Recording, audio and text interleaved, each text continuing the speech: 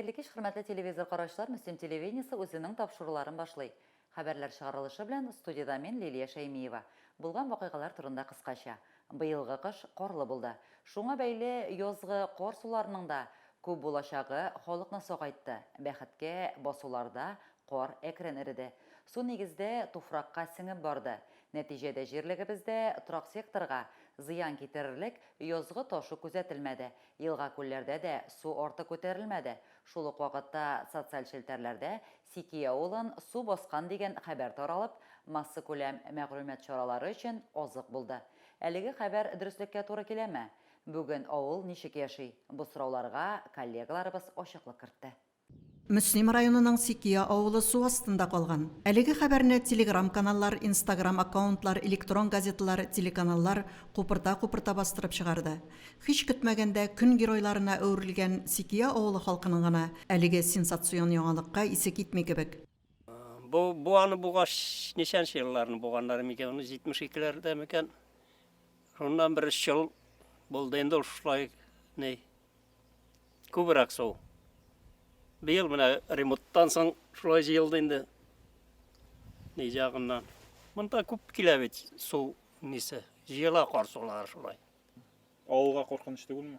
Жок, ауылга инде бул Сикия ауылы bir коркунучтай бар. Бұл буаны енді бізде ремонтладылар яңағына, һәм бик көп су жейді ол. Нешлеп шулай болғандыр? Ортағырақ көп. Онда бик зотлы үйлер бар еді, олар су астында қалдылар енді. Оларға да көп зиян келгендір. Ол yol yurты базы кебек еді. Жай күні онда yol итәләр енді. Yol итәргә киләләр. Онда енді шул гына җиләк болыннары оста калмасын иде. Yol итә торган урыннар суы билгеле бер югарылыкта гына турса, электр кебек әйбәтрәк булыр иде инде. Хактан да басулардан төшкән Сикия елгасыннан килгән язгы су буаның суын нык кына арттырган быел. Нәтиҗәдә кайчандыр буага якын гына урында төзелгән ял йортыда, андагы мунча һәм беседкада су астында калган. Татарстан Республикасы гадәттән тыш хәлләр министрлыгының Мөслим бүлеге белгечләре урында булып барлыкка килгән хәлгә ачыклык кертте. Безнең Сикияның буасында капиталь ремонт эшләре башкарылды. Капиталь ремонт эше башкарылганчы, буаның безнең уровене астарагы. Аста булган чиракта бу йортларга берсенә дә су килмейде. Хәзерге көндә бу буа безнең тулды, но буа тулса да анда язгы ташу сулары белән һәм Сикия елгасына килгән сулар белән ул тулып тора. Буаның аста донникларда и переливной неләреннән су агып тора безнең. Мелиорация Мөслим предприятиесе белгечләре капиталь ремонттан соң буаның су сыйдырышлылыгы күпкә артып 2 миллион 100 мең кубометрга җитте дип белдерә. Бу исә законсыз нигездә төзелгән ял базасындагы биналарның җәй көннәрендә дә су астында калу ихтималын искәртә. Аның каравы авыл халкы да, белгечләр дә Сикия авылына куркыныч янамавын әйтә. Безнең Юоса Сикия авылындагы туручы йортларга бернинди куркынычсызлык юк. Алар безнең йортлар суның үстәрәк торалар, тавылырак урында дип әйтергә кирәк була. Буадан су ныклап киткән чиракта да ул тоже бернинди безнең куркынычсызлыклар ясамый. Авылның кырында Чокырлы Руслы дигән бер урыны бар, су үтә торган юллары бар. Аңлашылганча Сикия авылында яшәүчеләргә буа бернинди дә куркыныч тудырмый, хәтта буаның суы ныклап киткән чиракта да. Әлфинур Нугманова, Динар Минхажев, Динар Нуртдинов, Мөслим телевидениесе. Узган атнада авыл хуҗалыгы формированиеларының язгы кыр эшләренә әзерлеген билгеләү буенча комиссия эшләде. Район авыл хуҗалыгы һәм азык-төлек идарәсе белгечләреннән торган комиссияны Республика авыл хуҗалыгы һәм азык-төлек министрлыгының агро-сәнәгать комплексының инженер-техник тәэмин итү бүлеге белгече Илнур Гарипов җитәкләде. Теманың дәвамы алдагы репортажда. Белгечләр быел язгы кыр эшләренең шактый соңаруын әйтә. Шуңа да чәчү кампаниясын кыска срокта төгәлләү өчен бөтен көчне куеп эшләргә туры киләчәк дип искәртә алар. Бүген һәр кайда техника кырга чыгарга әзер булырга тиеш. Тагылма коралларның агрегатлаштырылып куелуы, тракторларның 2 сменада эшләрлек итеп, механизаторлар белән тәэмин ителүе шарт. Техникалар әзер, бу мөмкин чыгып китергәдер. Шуңа инде кыска срокларда эшне оештырып, 2 сменада эшләргә кирәк инде тиз генә, дымдар киткәнче, югалганчы. Моның өчен бөтен мөмкинлекләр дә бар. Механизаторлар 2 сменада комплектлаштырылган, ашламалар кайткан, семиналар инде бүген көндә Яңа 1200 тонна югары продукциялы семенар кайтты. Баш тырма белән чыгам 22 метрлы менә тора. Аннан чәчкеч яңа агрегат хорыш кайтты. Шуның белән чәчәбез. Озак еллар эшлисең бит инде механизатор булып, быелгы яз ничегрәк килә? Соңарды инде, соңарып килә. Белеп тора. Ул 22ләргә китсә уже җир хатачак бит инде. Өлгереп булмаса. Комиссия членнары беренче чиратта техника һәм тагылма коралларының кыр эшләренә әзерлек дәрәҗәсен тикшерде.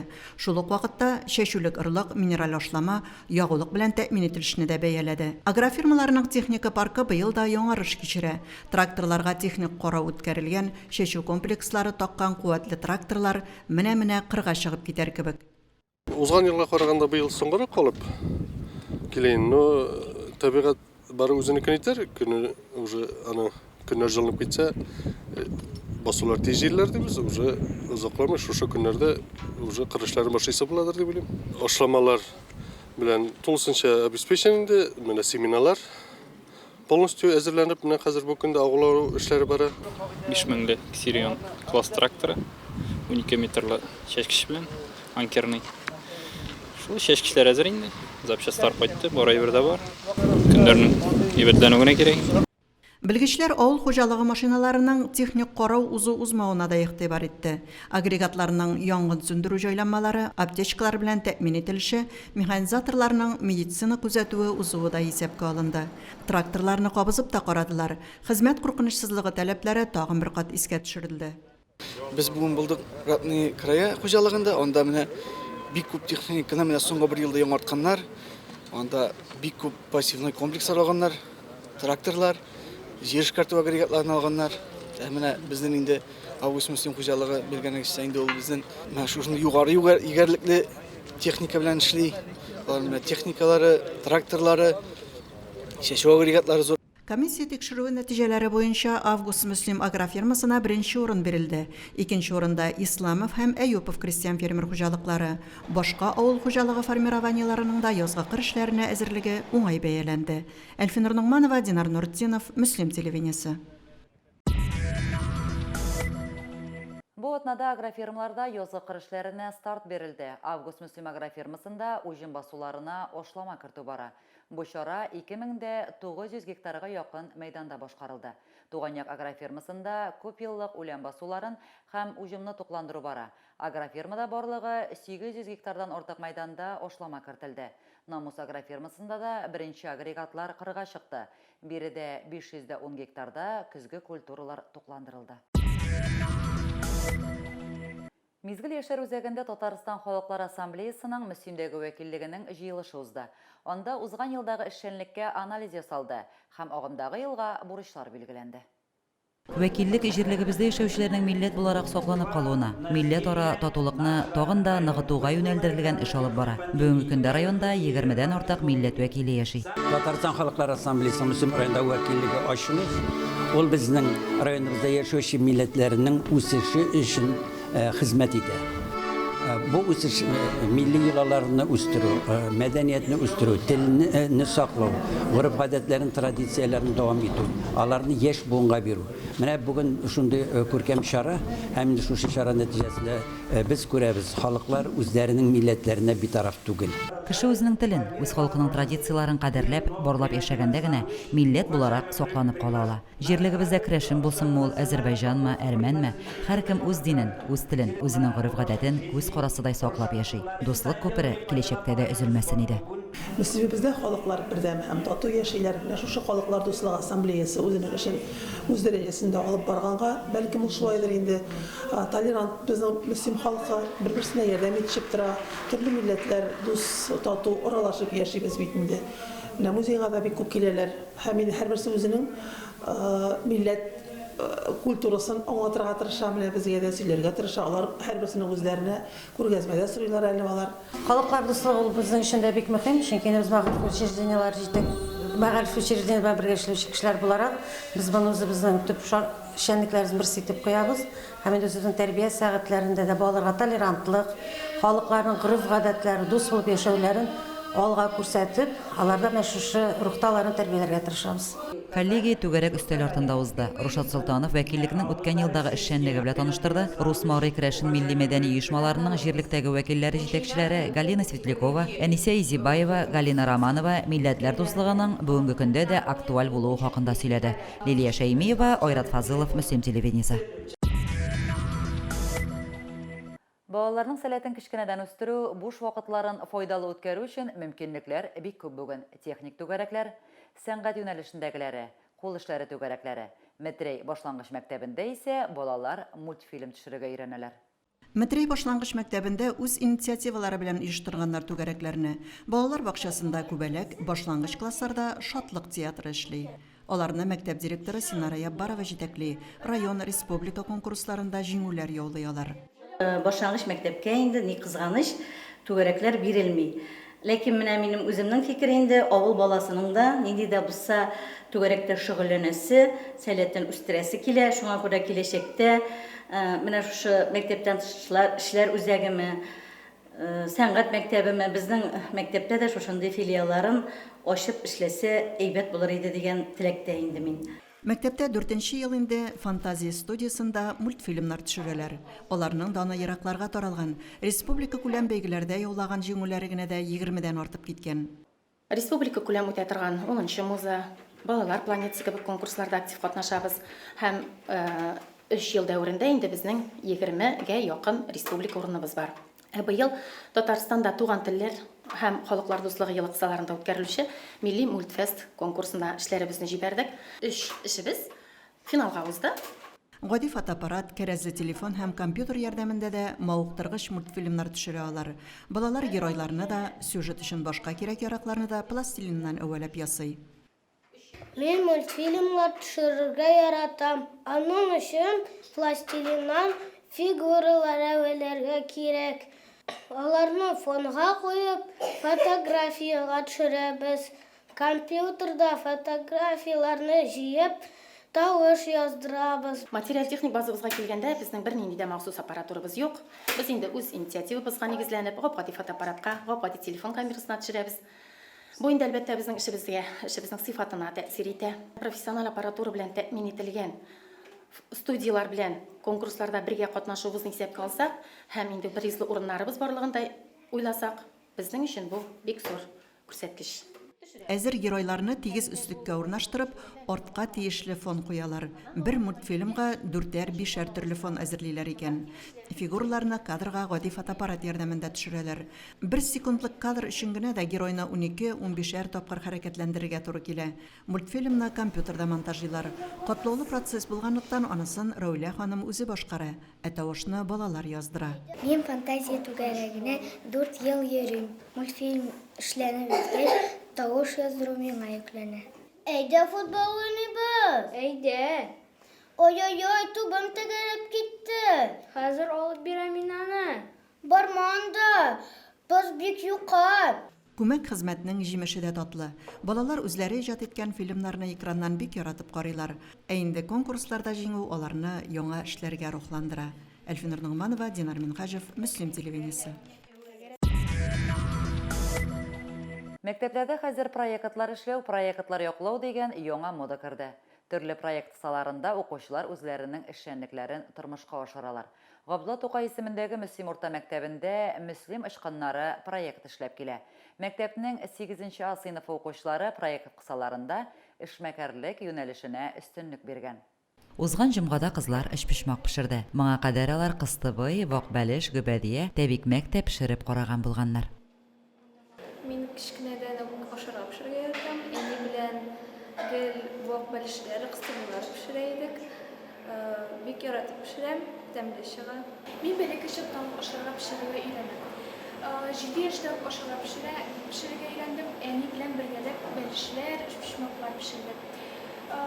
Без түгәрәктә өстәл сервировкалау, кыстыбый, вак-бәлеш, төрле милли ризыклар пешерергә өйрәнәбез. Һәрбер хатын-кыз ашарга пешерергә белергә тиеш. Без бу һөнәргә 8нче класстан өйрәнә башладык. Бүгенге көнгә без шушы түгәрәгебездә бик күп ризыклар пешердек. Кызлар мәктәп ашханәсендә үтүче түгәрәккә атнаның һәр җомгасында йөри. Бигрәк тә татар халкының милли ризыкларын бик яратып пешерәләр.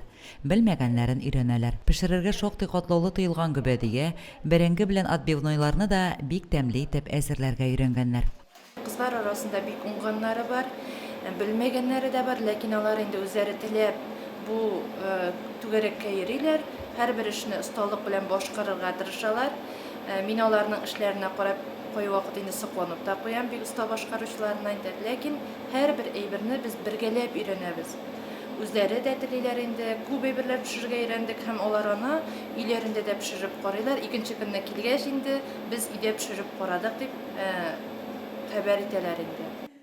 Укучыларга пешеренү өчен мәктәп ашханәсендә бөтен мөмкинлекләр дә бар. Ремонттан соң өр-яңа газ плитәләре, мичләр урнаштырылган.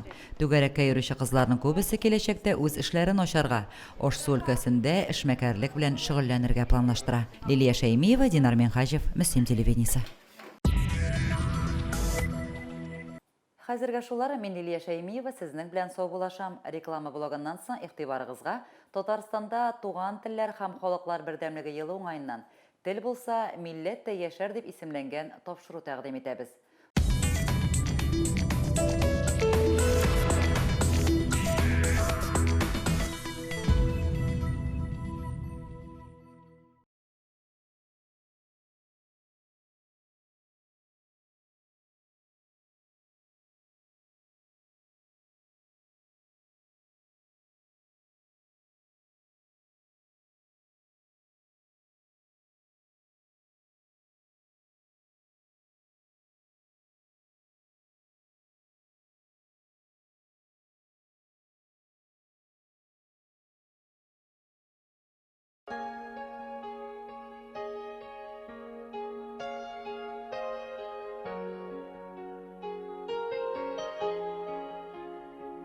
Татар теле республиканың дәүләт теле, таралышы буенча Россиядә 2нче урында тора.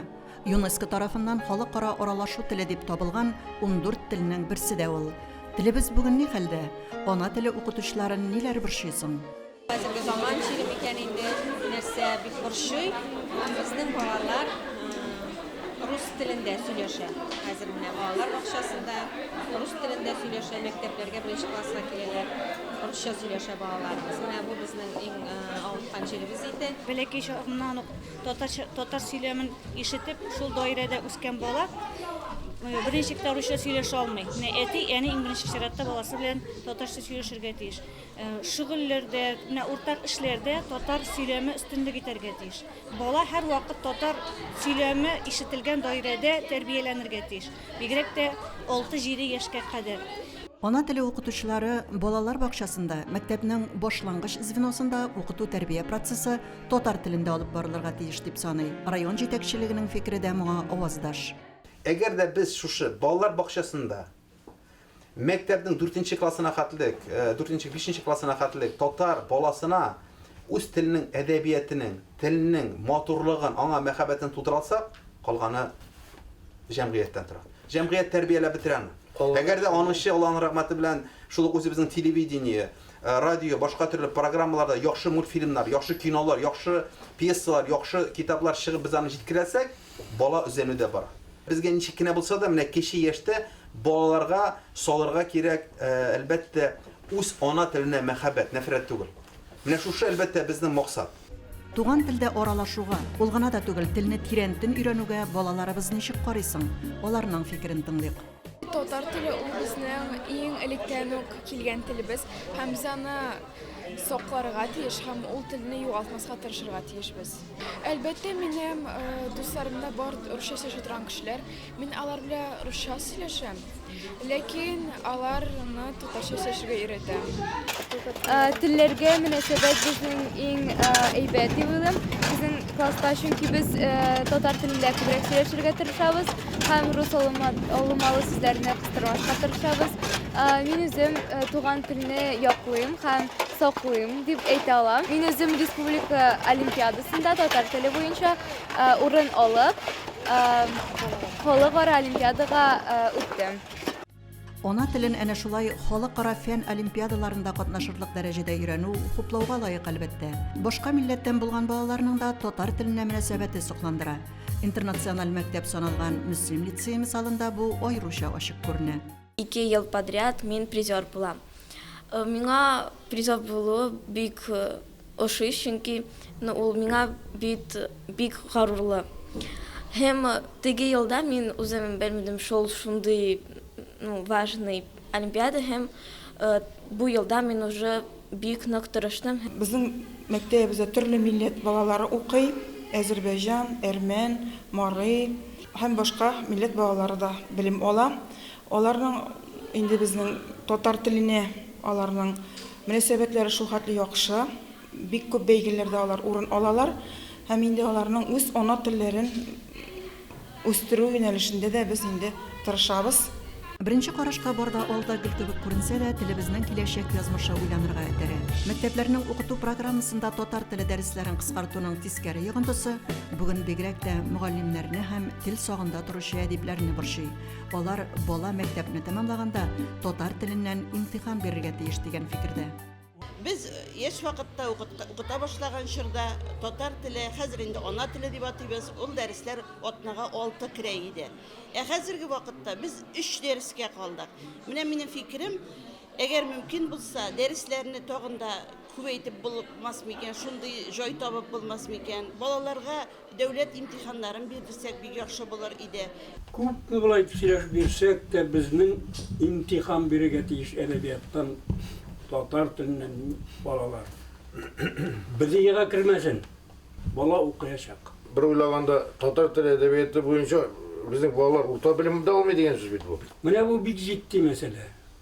Mine şu şey bir hal iterek gerek. Ата-бабаларыбыздан мирас булып калган иң зур байлык туган телебезне саклыйк. Тел исән булса, милләт тә яшәр. Халкыбызның гореф-гадәтләрен, рухи кыйммәтләрен киләчәк буыннарга тапшыра да алырбыз. Әлфинур Ногманова, Динар Минхажев, Динар Нуретдинов, Мөслим телевидениесе.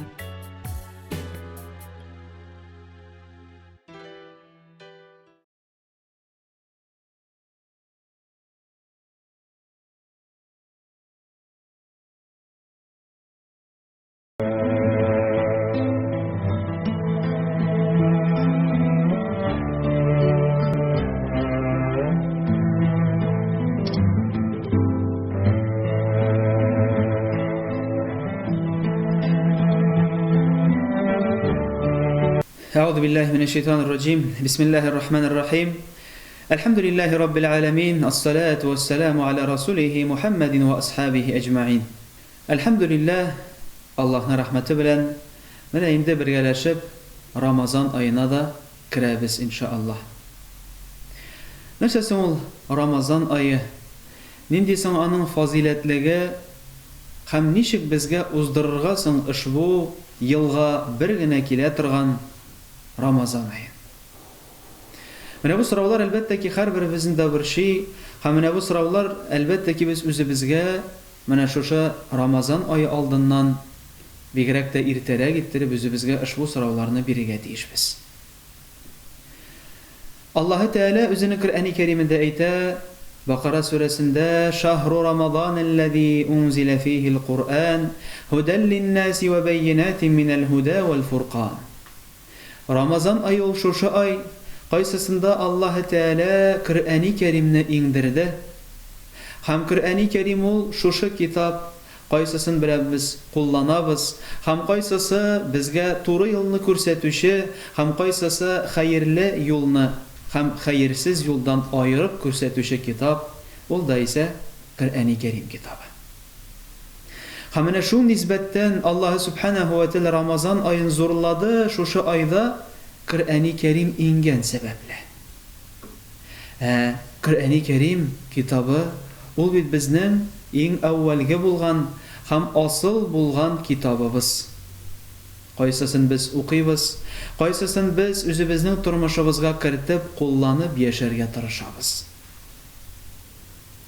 Ham Alloh Teala shuning içinde 12 oyning birsin ulug'ladi, Ramazan deb atadı. Ham şu Ramazan ayında biz hali şulay yo'q. Onun faziletligini anlagach, ham onun derecesini anlagach bütün aylardan biz uraza tutamiz. Enin deysin faziletligi Ramazan ayı. Birincisi aytib ketdik, ol da ise Kur'an-ı Kerim ingan ayı. Икенче фазилат Аллаһы Тәала шул нисбәттән Рамазан айында безләргә җәннәт ишекләрен ачып куя. Аллаһы Тәала шушы Рамазан айында шайтанны һәм барлык шайтаннарны көчлеләрен богаулый. Кем өчен? Безнең өчен. Без менә шушы айны хәерле рәвештә, бәрәкәтле рәвештә уздырыр өчен, үзенә күрә бер җиңеллек булсын өчен һәм җәннәткә омтылыр өчен Аллаһы Субханаһу ва Тәала безгә менә шушындый форсат бирә, мөмкинчелек бирә үзенең рәхмәте белән. Һәм без моны аңлап, кабул итәргә тырышырга тиеш булабыз, җәмәгать. Бу бит Аллаһы Тәаланың безгә бүләге.